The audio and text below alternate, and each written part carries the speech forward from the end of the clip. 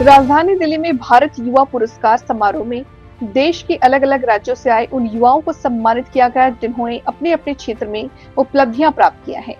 इस अवसर पर मुख्य अतिथि के रूप में पधारे तेलंगाना के महामहिम राज्यपाल विष्णु देव वर्मा जी ने प्रतिभाओं को सम्मानित किया। माननीय राज्यपाल महोदय ने भारत में प्रतिभाओं को भारत का भविष्य बताते हुए युवाओं को राष्ट्र के साथ कंधे से कंधा मिलाकर चलने के लिए कहा। साथ ही भारत गौरव अवार्ड फाउंडेशन का ऐसे सफल कार्यक्रम के लिए बधाई प्रदान की। समारोह में राज्यसभा सांसद डॉक्टर संगीता बलवंत, लोकसभा सांसद फग्गन सिंह कुलस्ते, लोकसभा सांसद प्रदीप चंद्र सारंगी जी, श्रीमती हिमाद्री सिंह के साथ उत्तराखंड से कैबिनेट मंत्री धन सिंह रावत व अरुणाचल प्रदेश के कैबिनेट मंत्री कैंटो जिनजी, त्रिपुरा के कैबिनेट मंत्री शुक्ल चरण नमोचिया जी, मनीष कश्यप जी एवं अन्य नामचीन हस्तियों ने प्रतिभा कर समारोह के गौरव को दिव्यता प्रदान की। वहीं नई पीढ़ी के प्रतिभाशाली युवाओं ने अपनी सशक्त प्रस्तुतियों से यह सिद्ध कर दिया कि भारत युवा पुरस्कार समारोह का भविष्य उज्जवल और सशक्त हाथों में है। सर, आज भारत युवा पुरस्कार में सम्मानित हुए, क्या कहेंगे? सर, मुझे बहुत खुश है। ये सब सम्मानित मेरे सोहरतगढ़ विधानसभा, जहाँ से मैं विधायक बना हूँ, जहाँ से काम किया है, ये उस जनता के बदौलत मैं आज यहाँ दिल्ली तक पहुँचा हूँ। जो भारत युवा पुरस्कार का जो मुझे सम्मान मिला है, मैं ऐसे डॉक्टर संदेश यादव जी को भी धन्यवाद दूंगा जो इतना अच्छा कार्यक्रम करा है, और माननीय गवर्नर साहब को भी धन्यवाद दूंगा, उनके हाथों से हमें पुरस्कार मिला है, विष्णु देव शर्मा जी के। अगर देखा जाए जिस तरह से आज अलग अलग राज्यों से यहाँ लोगों को आगे सम्मानित किया गया, क्या लगता है कि देश में इस तरह के प्रोग्राम होने की जरूरत है? हमेशा ऐसे कार्यक्रम होना चाहिए। ऐसे ऊर्जा मिलता है, ताकत मिलती है, और समाज से भी एक दूसरे से जुड़ने का मौका मिलता है, और ये पता चलता है आप अपने क्षेत्र में काम कर रहे हैं नहीं कर रहे हैं। ये ऐसी संस्था बताती है आपको सम्मान देगी।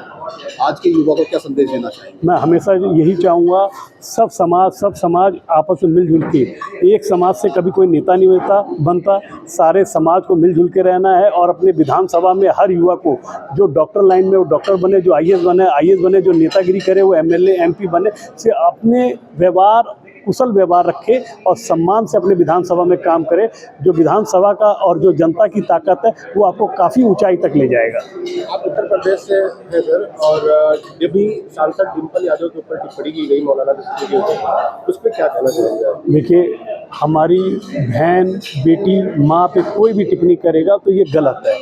ऐसे लोगों को इस देश में रहने का कोई अधिकार नहीं है। ये देश एक परिवार की तरह है, और हमारे देश में हमारे देश के प्रधानमंत्री और यशस्वी मुख्यमंत्री सबको लेके चलने वाले हैं। ऐसे किसी के बारे में टिप्पणी नहीं करनी चाहिए, और मैं उनका, सांसद जी का बहुत सम्मान करता हूँ। बहुत अच्छी महिला हैं, हम लोग हमेशा उनको सांसद में देखते रहते हैं। महादेव ऑपरेशन के ऊपर आप क्या कहना? हमारे देश के यशस्वी प्रधानमंत्री ने गर्व से, हम लोग कह सकते हैं, 56 इंच का चीर सीना देखना है किसी को तो हमारे प्रधानमंत्री जी का देखिए। और उसी गर्व के साथ हम लोग सारे, वो उत्तर प्रदेश नहीं, पूरा देश यशस्वी प्रधानमंत्री जी के साथ जुड़ा हुआ है। भारत युवा पुरस्कार सम्मिलित हुए, इसमें क्या कुछ कहना चाहेंगे युवाओं? देखिए, सबसे पहले तो मैं संस्था का बहुत आभार व्यक्त करना चाहता हूँ कि उन्होंने आज मुझको भी यहाँ पे बुलाया, मुझको भी सम्मानित किया, और जो देश के विभिन्न क्षेत्रों में युवा काम कर रहे हैं उनको उन्होंने आज एक बड़ा मंच दिया है। और जो हमारे तेलंगाना के महामहिम राज्यपाल हैं, आज उनके हाथों में यहाँ पे पुरस्कार दिया गया है। शिक्षा के क्षेत्र में आज उन्होंने मुझे भी पुरस्कार दिया है। मैं कह सकता हूँ कि मेरे लिए भी एक बड़ी गौरव की बात है कि NEP 2020 को लागू करने में देश के बाद सबसे पहला नंबर उत्तराखंड का था, इसलिए उन्होंने मुझे भी चुना है। हमने अपने उत्तराखंड में कई इनोवेटिव काम किए, इसलिए उन्होंने शिक्षा के क्षेत्र में आज मुझको भी पुरस्कार दिया। और मैं कह सकता हूँ कि भारत के युवाओं के लिए ये पुरस्कार एक प्रेरणा का स्रोत है। उत्तराखंड के शिक्षा मंत्री हैं आप, और कहीं न कहीं देखा जाए तो युवा जो है सेल्फिश होता चला जा रहा है, तो उस युवा को आप क्या संदेश देना? देखिए, मैंने खुद अपने भाषण में कहा कि आज का युवा जो है भारत की जड़ों से जुड़ने की शिक्षा जो प्रधानमंत्री जी ने कही, उसकी ओर अब हमको आगे बढ़ाना है। और देश प्रेम की भावना युवाओं में कैसे आए, इसके लिए भी हमको अपने पाठ्यक्रम में जो है चीज़ों को ला रहे हैं।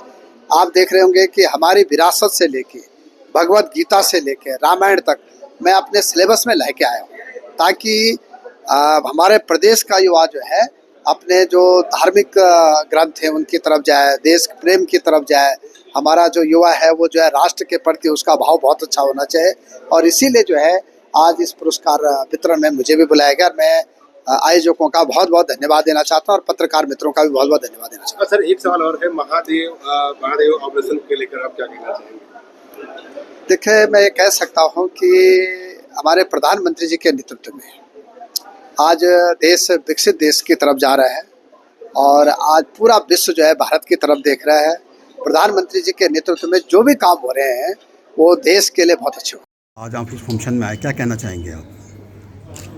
ये युवाओं को इंस्पायर करने के लिए और देश का बहुत मूर्धन्य प्रतिभाओं को इंस्पायर करके हर साल ऐसा प्रोग्राम करते हैं। ये बहुत उत्साहजनक प्रोग्राम है। मैं इसका अभिनंदन करता हूँ, परमेश्वर को प्रार्थना करता हूँ उनका आशीर्वाद बरसे। अगर देखा जाए सर, जिस तरह से आपने राजनीति की डेफिनेशन चेंज कर दी, अपना प्रचार स्वयं किया और एक ज़मीन से राज्यसभा तक पहुँचे, क्या मैसेज देना चाहेंगे युवा को? राज्यसभा में लोकसभा तक पहुँचे।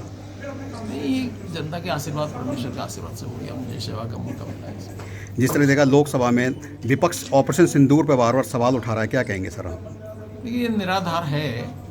मुझे तो आश्चर्य लगता है, किसी भी देश में ऐसा तो नहीं होना चाहिए, क्योंकि देश की सेनाओं की शौर्य और पराक्रम पर जो सवाल उठा जाता है और देश का विजय को पराजय में रूपांतरित करने का जैसा हीन प्रचेष्टा होता है, ये बहुत जघन्य और निंदनीय है। सामान्य आदमी को तो देश प्रेम का एक एवरेज लिमिट होना चाहिए, लेकिन ऐसा तो विपक्ष में नहीं दिखते। वो मोदी जी को विरोध करते करते राष्ट्र का विरोध कर देते हैं। ये सबसे विडम्बना है। इस समय एक बहुत मुद्दा चल रहा है लोकसभा में भी राज्यसभा में भी, वो है SIR को लेकर। बिहार चुनाव पास में और SIR का मुद्दा उछाला जा रहा है, क्या लगता है? देखिए, हर एक जो राष्ट्र का प्रगति सूचक कार्यक्रम है उसको ये विरोध कर रहे हैं, लेकिन ये राष्ट्र आगे चलेगा और माननीय मोदी जी इसको सहज रूप से कर लेंगे, मुझे पूरा विश्वास है। हम जानते हैं जो देश के कल्याणकारी विषय है उसको उनका विरोध है। मोदी जो बोलेंगे, सरकार जो बोलेगा उनको विरोध करते हैं, कोई गठनमूलक समालोचना नहीं है। मगर इसी मुद्दे को लेकर देखा जाए, चाहे ऑपरेशन सिंदूर को, SIR को लेकर कांग्रेस में ही आपस में ही फूट पड़ती दिख रही है। देखिए, जब स्वार्थी मोटिव पावर होता है, इसमें लंबा समय तक चलेगा नहीं, बीच बीच में ऐसा होगा।